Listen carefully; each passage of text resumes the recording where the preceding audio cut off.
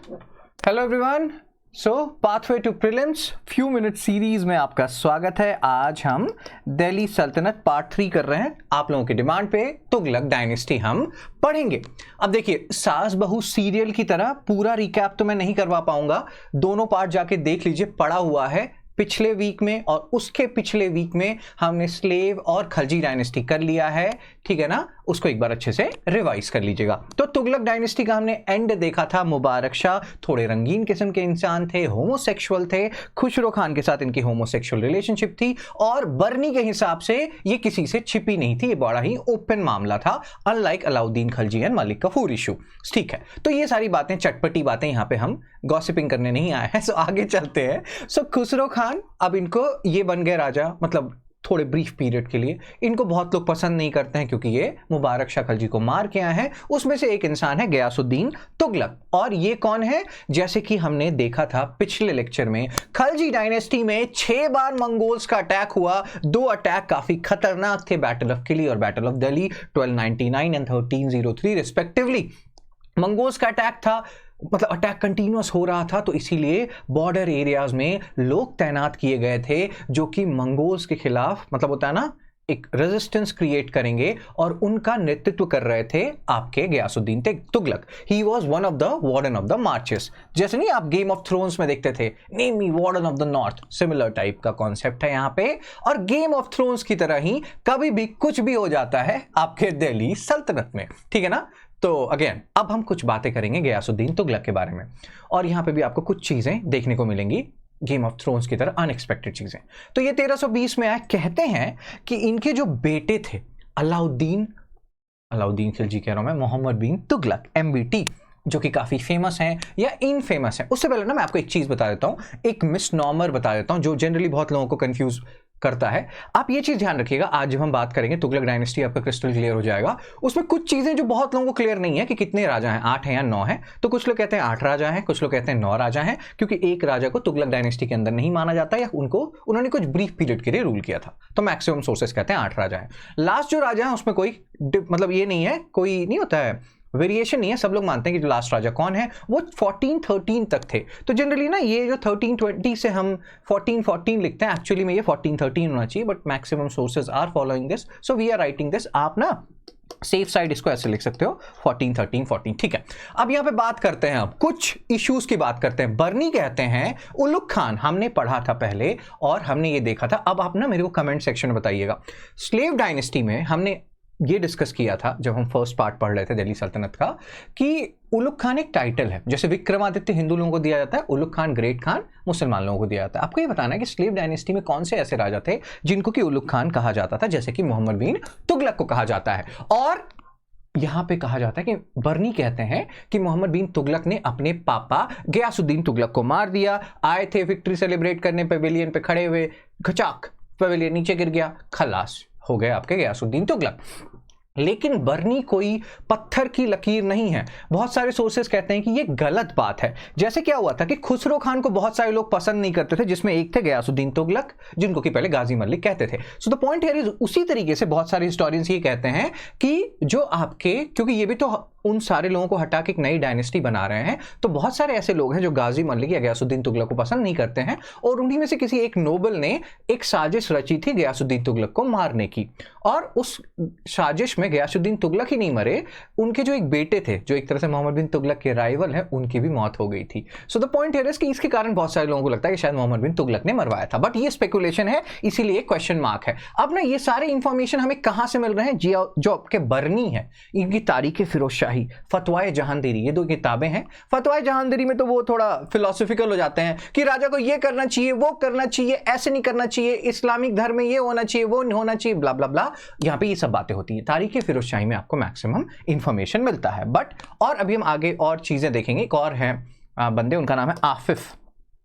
आशिक बनाया, आफिफ बनाया, तो उससे आप आफिफ याद रख सकते हैं, आफिफ ने भी लिखी है तारीख है फिरोज शाही। अब यहाँ पे पॉलिसी डिफरेंट कैसे है, जैसे हमने देखा स्लेव मामलुक डायनेस्टी, वहां पे कंसोलिडेशन हो रहा था, काफी सारे एनिमीज बना लिए थे मोहम्मद गौरी ने, उनके स्लेव्स ने, तो एक तरह से स्लेव डायनेस्टी में कंसोलिडेशन हो रहा था, थोड़ा बहुत एक्सपेंशन हुआ खलजी के पीरियड में, अब बहुत एक्सपेंशन होगा तुगलक के पीरियड में। ये नीचे तुगलकाबाद जाने लगेंगे, देवगिरी जाने लगेंगे रादर, और दौलताबाद जाने लगेंगे रादर देन तुगलकाबाद। देवगिरी और दौलताबाद ये अपना कैपिटल बनाना चाहेंगे ताकि साउथ को कैप्चर किया जा सके। और इनकी इन पॉलिसीज के कारण हम जब डिस्कस करेंगे मोहम्मद बिन तुगलक के बारे में, और ना कभी कभी भावनाओं को समझा कीजिएगा, पिछले लेक्चर में मैं मुगल्स मतलब मंगोल्स बोलते हुए बीच में एक दो बार मुगल्स बोल दिया तो उसमें फिर ये हो जाता है, आप समझिए भावनाओं को, क्योंकि मैं फ्लो में जा रहा हूं तो कभी कोई एक दो वर्ड इधर उधर हो जाता है, बट भावनाओं को समझना है। So the point here is, let's focus. Mohammad bin Tughlaq का पीरियड 1325 से 51 का पीरियड, कहीं कहीं 1324 से 51 का पीरियड कहा जाता है।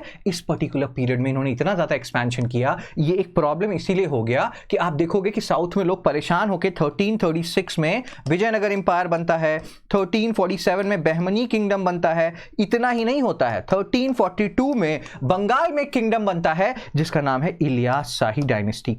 तो ना सेंट्रलाइजेशन आप कर रहे हो, आप एक्सपेंशन कर रहे हो, very nice bro, but the point here is कि यू शुड नो कि कैसे मैनेज करना है टेरिटरीज को। अगर आप वो नहीं जानते हो तो फिर एक इश्यू हो जाता है ये वेलफेयर ऑफ पीपल। अभी तक हम थोड़ा देख रहे थे स्लेव वाले जो हैं टर्किश लोगों को हायर पोस्ट देते थे एक्सेट्रा एक्सेट्रा, और नहीं होता है अपने धर्म के लोग या टर्किश लोग, इस तरह की बातें यहाँ पे हैं, ये थोड़े ओपन नेचर के हैं। गयासुद्दीन तुगलक, हमने ना जब सूफिज्म, मैंने एक वीडियो बनाया सूफिज्म पे 12 मोस्ट इंपॉर्टेंट पॉइंट, जहाँ हमने एनसीईआरटी से पॉइंट्स डिस्कस किया है, उसमें एक पॉइंट आपने ये भी देखा होगा कि मोहम्मद बिन तुगलक पहले ऐसे दिल्ली सल्तनत के रूलर हैं जो जाते हैं सूफी श्राइन पे। तो कहते हैं कि इनका ना कैथोलिक अप्रोच है, मतलब कोई लोड नहीं है धर्म वर्म के मामले में, ये लोग कूल बंदे हैं।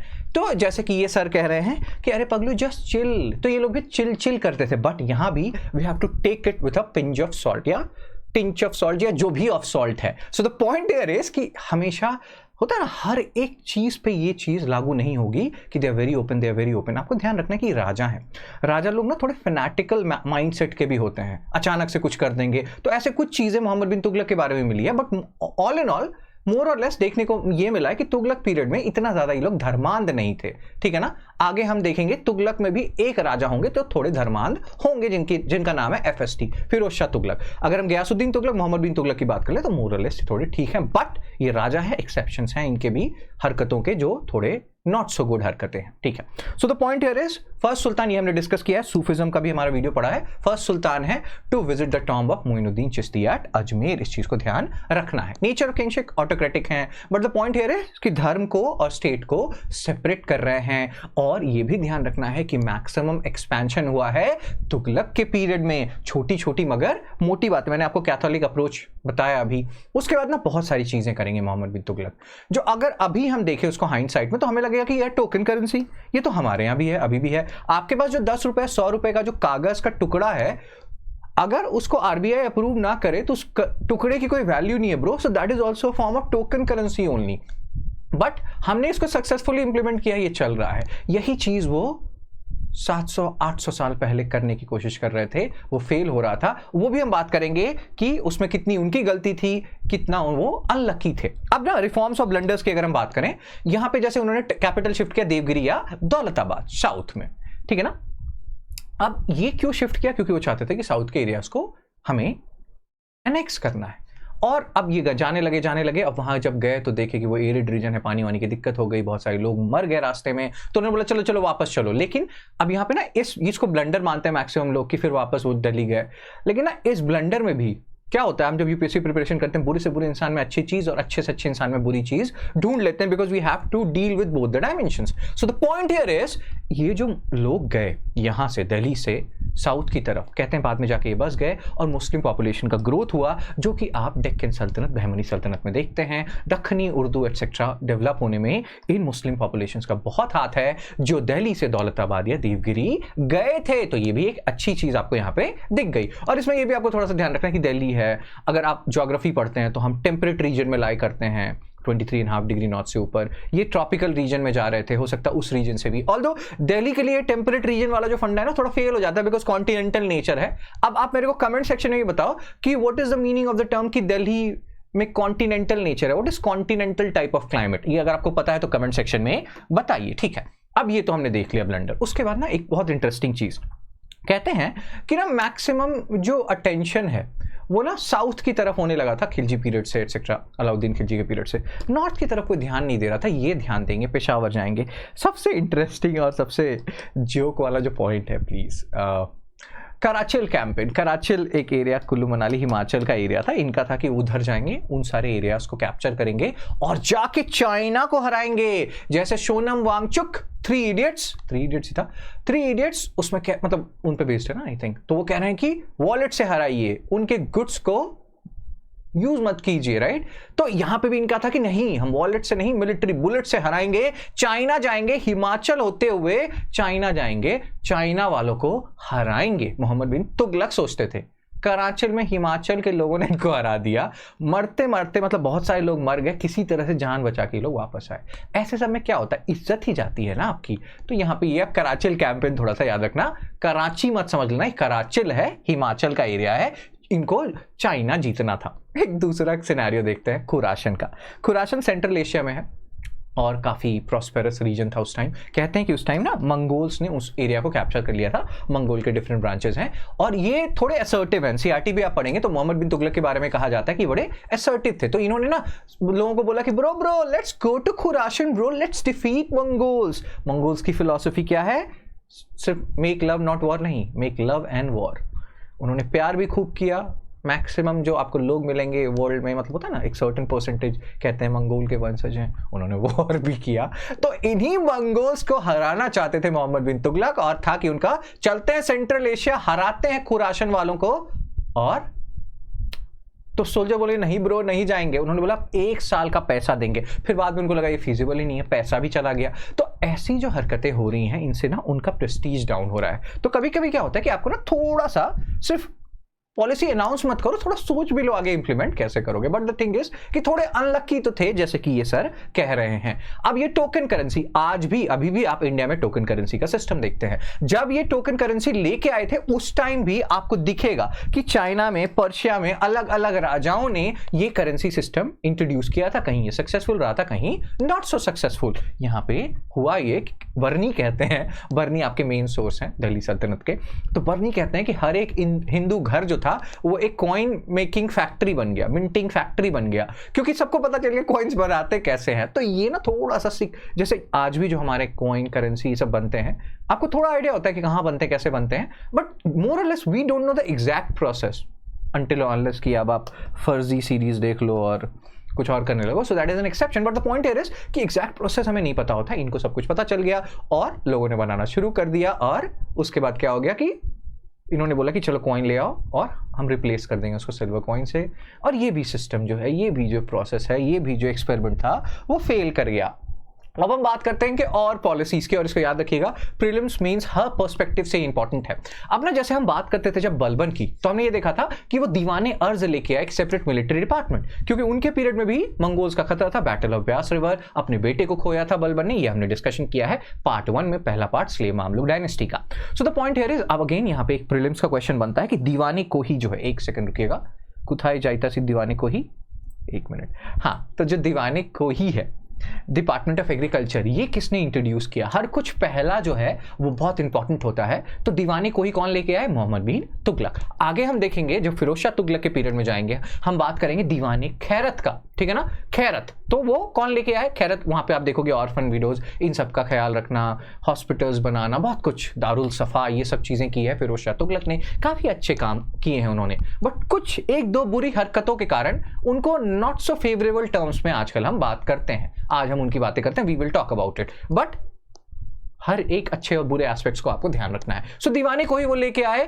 और जैसे कि नाना पाटेकर सर वेलकम है, आलू ले लो, ये कर रहे थे, उन्होंने बोला कि लोन ले लो, एग्रीकल्चर लोन ले लो, आपका ही भला होगा। लोगों को उस टाइम ये चीज रियलाइज नहीं हुई। क्रॉप रोटेशन के बारे में बात किया, आज भी हम इन सब चीजों को फॉलो करते हैं। क्रॉप रोटेशन से सॉइल की फर्टिलिटी रीस्टोर करने में मदद मिलती है, ये सब बातें हम करते हैं। उस टाइम भी वो कर रहे थे, ये सिस्टम फेल हो गया, लोगों ने लोन नहीं लिया, कुछ करप्शंस भी था गवर्नमेंट ऑफिशियल्स के अंदर। तो again, but the point here is कि आपको दिख रहा है ना कि ये लोन का प्रोसेस अभी भी बाद में मुगल्स ने इसको अडॉप्ट किया। सो द पॉइंट हियर इज पूरी तरह से फेलियर नहीं था ये, लेकिन उस तरह से वहां पे उस टाइम अच्छे तरीके से इंप्लीमेंटेशन नहीं हुआ, और हमें ये दिख रहा है कि थोड़े बहुत अनलक्की भी है मोहम्मद बिन तुगलक। ठीक है, अब हमने क्या बात की कि ये जो चीज़ें वो कर रहे हैं, एक्सपेंशन कर रहे हैं, साउथ जा रहे हैं और विग्रस एक्सपेंशन हो रहा है तुगलक पीरियड में, तो बहुत लोगों को अच्छा नहीं लगेगा इस बेबी की तरह जिसका कि गाल है कुची कुची कू।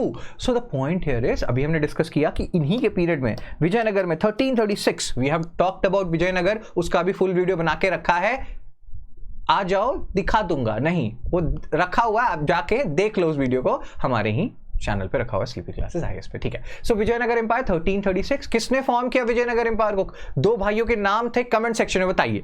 बहमनी सल्तनत 1347, हसन गंगू इनका नाम है, बहमन शाह, सारे हो रहे उन्हीं के पीरियड में। 1342 में अभी आपको मैंने बताया एक हमारे जमाने में एक ना डिटेक्टिव होता था, एक डिटेक्टिव सीरियल होता था India's most wanted, Suhaib Ilyasi का, तो उससे आप याद रख सकते हैं कि बंगाल में एक डायनेस्टी बनी, उसका नाम था इलियास शाही डायनेस्टी, और ये भी छोटी छोटी मगर मोटी बातें हैं। और ऐसे ही एक डायनेस्टी का मतलब होता है ना, बहुत सारे क्या बोलते हैं आपको, रिबेलियन हो रहे हैं, और गुजरात में ऐसे ही रिबेलियन को सप्रेस करने गए थे, वो मर गए। अब बहुत प्रिकेरियस सिचुएशन हो जाएगा तुगलक पीरियड में, कोई राजा बनना ही नहीं चाहेगा। जैसे ये कह रहे हैं कि मेरे को दिल का राजा नहीं बनना, यहां पे लोग एक्चुअल में कह रहे हैं कि मेरे को दिल विल छोड़ो, राजा ही नहीं बनना।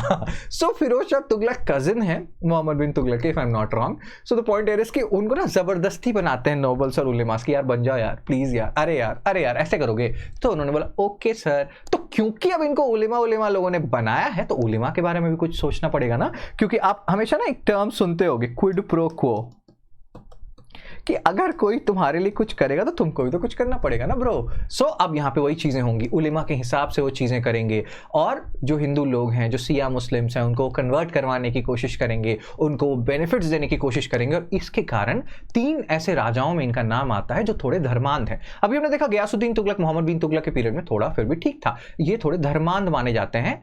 अब ये तो हो गए, एक तो हो गए फिरोज शाह तुगलक, मैंने बोला 3 राजाएं हैं, और उसमें ना मुगल पीरियड भी इंक्लूडेड है। 2 राजा दिल्ली सल्तनत से हैं, 1 राजा मुगल पीरियड से हैं, जिनको कि ना थोड़ा धर्मांध माना जाता है, बाइगॉट माना जाता है।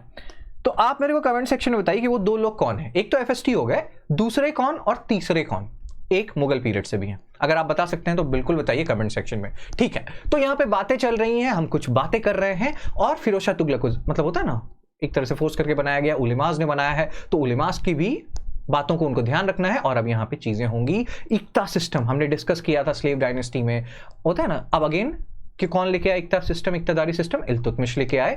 और इक्ता सिस्टम हमें पता था लैंड ग्रांट्स दिया जाता था, इक्तदार कहलाते थे मुक्तीज, वो हेरिडिटरी नहीं था, चेंज होता रहता था, इन्होंने हेरिडिटरी कर दिया, और ये भी अपने पैर पे कुल्हाड़ी मारने जैसा हो जाएगा बाद में। ये सब चीजें जो हैं फ्यूडल एलिमेंट्स डिसेंट्रलाइजेशन को प्रमोट करेगी, ठीक है ना। अब क्या हो गया कि वो जजिया को इंपोज करेंगे, हमने कहा ना बाइगॉट के उनको इसमें रखा जाता है, धर्मान थोड़ा माना जाता है इनको, और अच्छी चीजें भी करेंगे, बहुत सारी अच्छी चीजें आपको इनके बारे में दिखेंगी, जैसे इरिगेशन टैक्स लगाएंगे, क्योंकि ना अलाउद्दीन खिलजी के पीरियड में हमने देखा था 50% टैक्सेशन था, फिर भी बहुत कम आपको एग्जांपल्स मिलते हैं फेमीन्स के। मोहम्मद बिन तुगलक के पीरियड में फेमीन्स का खतरा था, तो इरिगेशन टैक्स ये लगाते हैं, कैनाल्स बनाते हैं, बहुत सारे सिटीज बनाते हैं, हरियाणा में हिसार, बहुत सारे ऐसे सिटीज हैं जो इन्होंने बनाए हैं। तो बहुत अच्छी अच्छी चीजें की, लेकिन आप देख ही रहे हैं कि कुछ गलत चीजें आप कर दोगे तो फिर लोग आपकी बुराइयों को ज्यादा याद रखते हैं रादर देन अच्छाइयों को। दीवाने खैरत डिपार्टमेंट है ऑर्फन विडोज की देखभाल करने के लिए, टेक केयर करने के लिए, तीनों डिपार्टमेंट याद कर लीजिए, बहुत सारे और डिपार्टमेंट है या दीवान है, लेकिन ये जो था दीवाने अर्ज, दीवाने कोही, दीवानी खैरत, ये तीनों नहीं भूलना है। आफिफ बनाया, अभी हमने देखा तारीख फिरोज शाही, ठीक है। अब यहाँ पे वही सारी बातें चल रही हैं कि वो बोल रहे हैं सिया मुस्लिम्स और बाकी लोगों को, सूफीज भी, क्योंकि सूफीज को हमें पता है ना कि वो जो नहीं होता है उनका अपना गाना वाना कवाली, तो बोलते हैं कि नहीं, जो नॉर्मल ऑर्थोडॉक्स मुस्लिम्स हैं उससे आप अलग जा रहे हो। तो यहाँ पे कुछ बातें, अभी मैंने आपसे 2 नाम पूछा था तो आपको यहाँ दिख गया होगा, प्रिकर्सर है वो सिकंदर लोदी और औरंगजेब के, ठीक है। तो यहाँ पे यही सारी बातें चल रही हैं। उन्होंने रॉयल फैक्ट्रीज, कारखानास बनाए, 300 नए टाउन्स बनाए, बहुत सारे, फिरोजाबाद, फिरोज शाह कोटला जिसका नाम स्टेडियम का नाम अब हो गया है, ये जो अरुण जेटली स्टेडियम। बट ये सारी बातें हमने की वो बोल रहे थे हिंदूज को कि आप सुन्नी इस्लाम को कबूल कर लो, और आपको टैक्स जजिया तो छोड़ो, हम आपको और प्रेजेंट और ऑनर्स देंगे। इसके कारण भी आज हम इनको नॉट सो गुड टर्म्स में इनके बारे में बातें करते हैं, ठीक है। तो यही सारी बातें चल रही हैं न्यू। अब यहाँ पे ना कुछ टर्म्स देख लीजिए आप, जो ना आपको आगे भी मुगल पीरियड जब आप पढ़ेंगे ये आपने पढ़ा होगा तो आपको याद रहेगा। एक होता है टर्म जमा, एक होता है हासिल। जैसे नहीं था जब आप बजट पढ़ते हैं, इकोनॉमी पढ़ते हैं, GS3 में भी है वो, तो जब आप पढ़ते हैं ना बजट, तो उसमें होता है ना कि आप गवर्नमेंट इतना सोच रही है, इतना पैसा आएगा, ठीक है ना, इतना एस्टिमेटेड है, लेकिन एक्चुअली में इतना कलेक्टेड है। तो जमा वही है कि इतना हम सोच रहे हैं कि इतना हम कलेक्ट कर लेंगे, हासिल मतलब जो एक्चुअली में आपने कलेक्ट किया। तो यहाँ पे ये सारी बातें चल रही है कि नया वैल्यूएशन उन्होंने किया, गार्डन्स बनाए, और अभी हम इसके बारे में बात करेंगे थोड़े से देर में, ठीक है ना। तो यहाँ पे कैनाल्स बनाया उन्होंने, रिजर्वॉयर्स बनाए, इरिगेशन टैक्स जो लगाया था, तो ये सब कुछ अच्छी बातें हैं। इसीलिए ये जो सर हैं जिनकी इतनी कर्ली बाल्स हैं मेरी तरह, वो बोल रहे हैं कि खूब भालो बात आपने किया, खूब भालो, खूब भालो, ठीक है। अब ये जो एडिक्ट्स है अशोका का, इसको ध्यान से देखिएगा, ये इंपॉर्टेंट है। अभी यहाँ पे आप देखोगे कि फिरोज शाह तुगलक 2 अशोकन पिलर्स को, हम जनरली कहते हैं कि जो मेजर रॉक एडिक्ट्स है जो आपको स्क्वायर से दिख रहा है वो इंपॉर्टेंट है, लेकिन ना ये जो 2 अशोकन पिलर्स हैं, जो पिलर एडिक्ट्स हैं, और आपको यहाँ पे दिखेगा मेरठ और टोपरा से, मेरठ और टोपरा, ये जो पिलर्स हैं इसको ये उठा के लेके आ गए उस एरिया से। द पॉइंट इज कि लेके आए तो क्या किया इसका, और क्योंकि फिरोज शाह तुगलक से एसोसिएटेड है और ये तुगलक पीरियड डायनेस्टी का से एसोसिएटेड है, तो आपको ना ये जो पिलर्स हैं, ये स्पेशली ये 2 पिलर एडिक्ट्स से याद रखिएगा, बाकी तो मेजर रॉक एडिक्ट्स याद रख नहीं है। इसको इन्होंने क्या किया ना, उसमें से एक पिलर को अपने घर के ऊपर लगा लिया इस तरह से, आप देख रहे हो ये, तो ये बड़ा इंटरेस्टिंग है। राजा लोग ना कुछ भी करते हैं, ठीक है। रिस्टोरेशन करवाया कुतुब मीनार का, इसको एक बार देख लीजिएगा। दारुल सफा, इसका दारू से कोई मतलब नहीं है कि दारू पियेंगे, ये ना, ये दारुल सफा का मतलब होता है हॉस्पिटल, ये भी याद रखिएगा। टर्म्स भी कभी कभी वो पूछते हैं। हमने क्या डिस्कशन किया, ये है Suhaib Ilyasi, India's most wanted, बाद में अपनी ही बीवी के मर्डर चार्जेस एटसेट्रा पे ये फंस गए थे, बहुत, इनकी भी स्टोरी काफी फिल्मी है, यू कैन। और ये क्यों मैंने यहाँ पे दिया है, क्योंकि अभी हमने बोला 1342 में इलियास शाही डायनेस्टी सेपरेट हो गई थी। जौनपुर में सर की जो सर से वो धीरे धीरे एक सर की डायनेस्टी आ गई थी। तो ये सारी चीजें हो रही हैं अलग अलग एरियाज में, और यही बातें चल रही हैं। 1388 में ये मरे, इन्होंने बोला भी नहीं कि कौन बनेगा मेरे बाद राजा, अलग अलग लोग आ रहे हैं जिनके नाम भी उतने इंपॉर्टेंट नहीं है हम, लेकिन कुछ बातें इनके बारे में करेंगे। 1398 में तिमुर आए समरकंद से। समरकंद कौन सी कंट्री में है, कमेंट सेक्शन में बताइए। उसका मैंने आपको एक छोटा सा निमोनिक भी कभी बताया होगा, वो अगर पता है तो वो भी कमेंट सेक्शन में बताइए। तिमूर आए 1398 में, कोई है नहीं देखने वाला सुनने वाला, रैंसैकिंग की। उसके बाद इनका इतना खौफ था कि इन्होंने एक इंसान को सेटअप कर दिया दिल्ली में और उसको बोला सैयद डायनेस्टी स्टैब्लिश कर दो, या मतलब होता ना कि आप हमारे बिहाफ में रूल करो। वो जो थे खिज्र खान, वो इनके बिहाफ में रूल कर रहे थे। सैयद डायनेस्टी स्टैब्लिश हो गई 1414 में, लेकिन नाम नहीं ले रहे हैं। वो बोल रहे हैं कि हम आपके बिहाफ में रूल कर रहे हैं, पैसा उनको भेज रहे हैं। इतना डर था, एक तगड़ा वाला डर का माहौल था।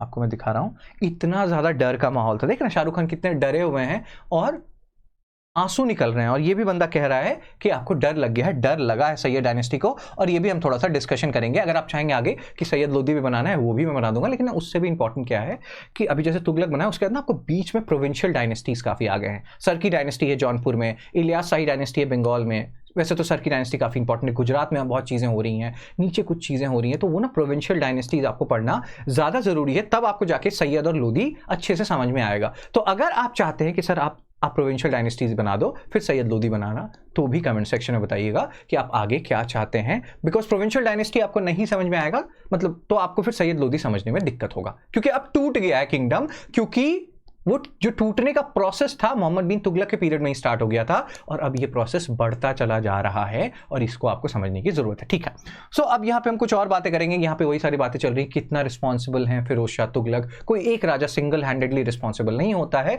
बट इनके भी कुछ पॉलिसीज हैं जिन्होंने एक रोल प्ले किया कि ये थोड़े से धर्मांध हो गए थे, और ये जो नहीं होता डिसेंट्रलाइजेशन की, उन्होंने हेरिडिटरी बना दिया, इक्तादारी सिस्टम। ये सब चीजें जो हैं लॉन्ग टर्म में एक गलत इंपैक्ट लेके आएंगी, ठीक है ना। तो ये सारी बातें आपको थोड़ा सा ध्यान रखना है। और अभी हमने बातें की थी तारीख फिरोज शाही, ये दोनों ने लिखा है, आफिफ ने भी और बर्नी ने भी, सेम नाम है। इन्होंने खुद अपनी ऑटोबायोग्राफी लिखी है, फुतूहते फिरोज शाही, नाम याद रखिएगा। टोटल 8 रूलर्स, कुछ लोग कहते हैं 9 रूलर्स, जिसमें कोई डाउट नहीं है वो ये कि नसीरुद्दीन महमूद शाह तुगलक जो है वो लास्ट रूलर है। 1413 में इनका एंड हुआ है, तो जनरली आप चाहें तो लिख सकते हैं 1320 से 1413-14, क्योंकि 1413 में ही एक्चुअली में एंड हो गया है, that is the actual reality, ठीक है।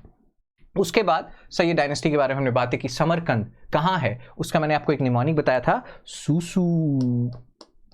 समरकंद उज्बेकिस्तान, समरकंद उज्बेकिस्तान। और फिर मैंने एक और निमोनिक बताया था, फूफू, फरगना उज्बेकिस्तान, फरगना उज्बेकिस्तान, फरगना से बाबर आए थे। सैयद डरे हुए थे, यहां पे कोई डाउट नहीं है, सैयद में 4 राजा हैं, इनके बारे में भी मैं वीडियो बना दूंगा। अगर आप चाहेंगे तो कमेंट सेक्शन में बताइएगा कि सर प्रोविंशियल डायनेस्टी बना दीजिए, फिर सैयद और लोदी भी बना दीजिएगा। सैयद लोदी एक वीडियो होगा, लेकिन प्रोविंशियल डायनेस्टी हमें बनाना पड़ेगा, वो एक इंपॉर्टेंट लेक्चर होगा, ठीक है। तो यहां पर यही सारी बातें चल रही हैं। अब कुछ क्वेश्चन कर लीजिए आप और बताइएगा। 2 क्वेश्चंस मैं आपको दूंगा, आप मेरे को ये बताइएगा कि दोनों क्वेश्चंस में कितने क्वेश्चंस आपके सही हुए और आगे आप प्रोविंशियल डायनेस्टीज चाहते हैं या नहीं चाहते हैं, ठीक है ना। सो द पॉइंट हियर इज, इसका आंसर क्या है कि किंग फ्री हो गए अपने लोगों से और लोग फ्री हो गए इस किंग से। किसके बारे में? बदायूनी ये कह रहे हैं। आंसर है मोहम्मद बिन तुगलक। और हम समझ सकते हैं बदायूनी आपके अकबर से के पीरियड से हैं, मुगल पीरियड से हैं, और वो क्यों कह रहे हैं, we can understand this, because इतने सारे पॉलिसीज जो हैं वो नहीं चले हैं। बर्नी कह रहे हैं कि इंडिया अंडर दिल्ली सुल्तान जो है, एक क्वेश्चन आता है मेंस में कि नेचर क्या है दिल्ली सल्तनत का, तो उसमें भी ये बात होता है, प्रीलिम्स में भी इस तरह के क्वेश्चन आ सकते हैं। वो ट्रूली इस्लामिक नहीं था।